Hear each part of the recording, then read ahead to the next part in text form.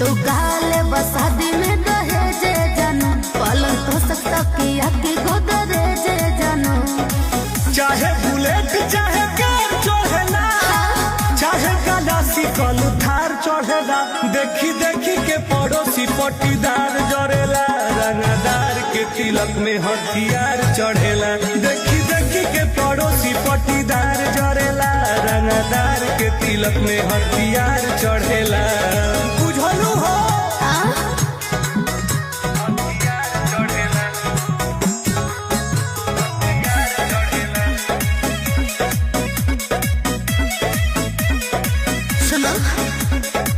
जियला जिंदगी तू अपना जुनून में खाली रंग दरिए भरल बतारा खून में तकिया के नीचे राई फल धके सूती तरतिया कर